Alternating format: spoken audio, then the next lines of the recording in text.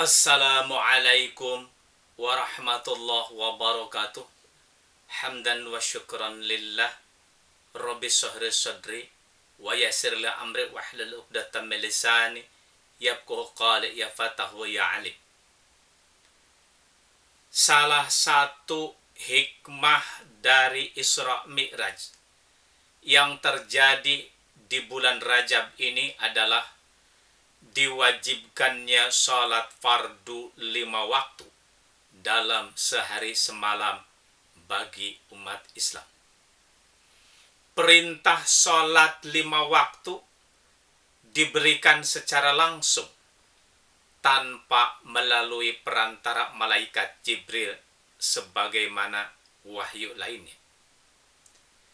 Hal itu menunjukkan betapa sholat memiliki kedudukan yang sangat penting lagi mulia. Pelaksanaan sholat fardu dilakukan dengan berdiri jika mampu. Jika berdiri tidak mampu atau kondisinya yang tidak memungkinkan, maka boleh dilaksanakan dengan cara duduk.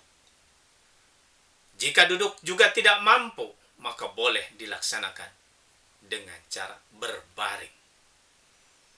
Allah Subhanahu wa ta'ala berfirman, Bismillahirrahmanirrahim. Alladzina yadhkuruna Allaha qiyaman wa qu'udan wa 'ala junubihim.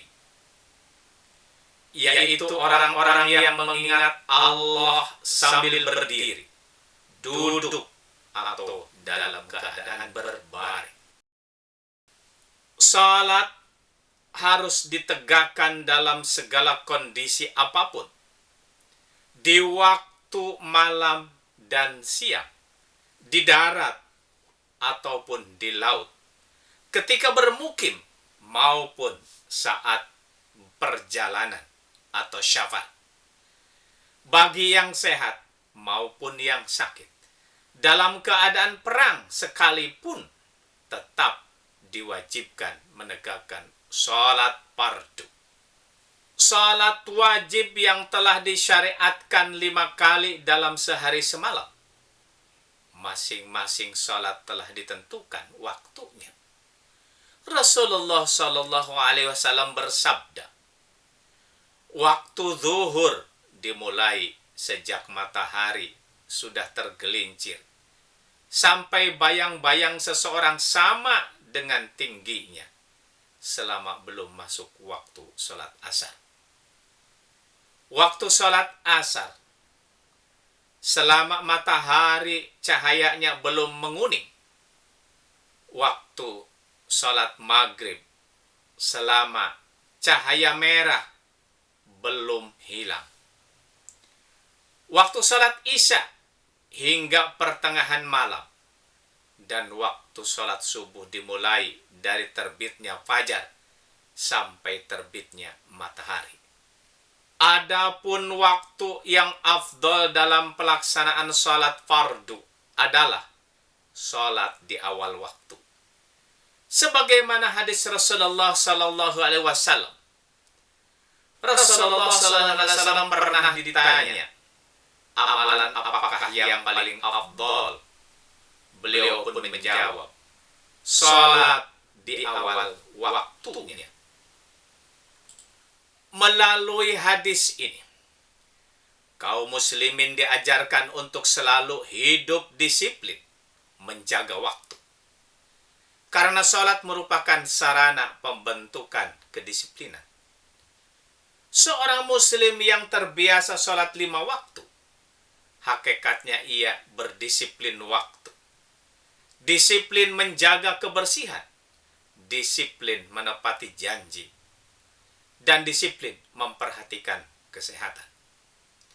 Karena itu, barang siapa yang melalaikan sholat di dalam 5 waktu, berarti ia telah lalai dalam hidupnya. Allah Subhanahu wa ta'ala memperingatkan dalam firman-Nya, Fawailul lil musallin alladzina hum an salatihim sahun. Maka celakalah bagi orang-orang yang salat, yaitu orang-orang yang lalai dari salatnya. Ibnu Abbas berkata bahwa lalai atau menyia-nyiakan dalam salat bukanlah meninggalkannya sama sekali, tetapi mengakhirinya di waktu yang seharusnya. Maksudnya adalah orang itu tidak mengerjakan sholat duhur sehingga menjelang datangnya waktu asar.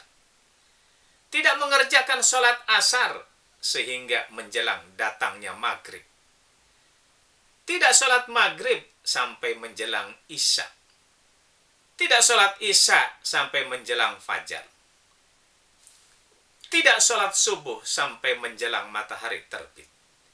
Menunda-nunda sampai akhir waktu yang telah ditentukan. Barang siapa yang mati dalam keadaan terus-menerus melakukan kesalahan ini dan tidak bertaubat, maka Allah menjanjikan baginya neraka wail, yaitu lembah di neraka jahanam yang sangat dalam dan sangat panas. Sikap disiplin adalah perpaduan dari sikap taat dan sikap tertib. Keduanya terdapat dalam perintah sholat, terutama sholat berjamaah. Hikmah kedisiplinan dalam syariat sholat diantaranya adalah: pertama, sholat dapat melatih disiplin terhadap waktu, sebagaimana dijelaskan dalam sebuah hadis. Sholli sholata liwaktiha. Kerjakanlah sholat tepat pada waktunya. Dalam mendirikan sholat, dituntut untuk melaksanakannya sesuai dengan waktu yang telah ditentukan. Karena waktu-waktu sholat yang telah diatur itu merupakan peringatan bagi kaum muslimin agar dalam hidupnya berlaku disiplin dan menghargai waktu, serta tidak menyia-nyiakannya dengan perbuatan yang tidak berguna. Yang kedua, sholat melatih ketaatan kepada pemimpin.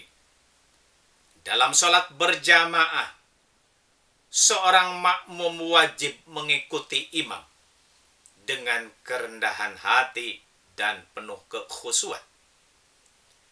Hal itu menunjukkan bahwa siapapun pemimpinnya, selama ia mentaati Allah dan Rasul-Nya, berjalan sesuai dengan koridor syariat, maka makmum harus mengikutinya. Yang ketiga, salat dapat melatih untuk tertib dan teratur. Perintah meluruskan dan merapatkan saf dalam salat berjamaah merupakan bagian dari kesempurnaan salat.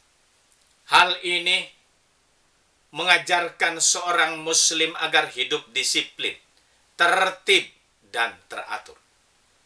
Maka sudah sepatutnya lah salat menjadi faktor pemersatu bagi umat Islam.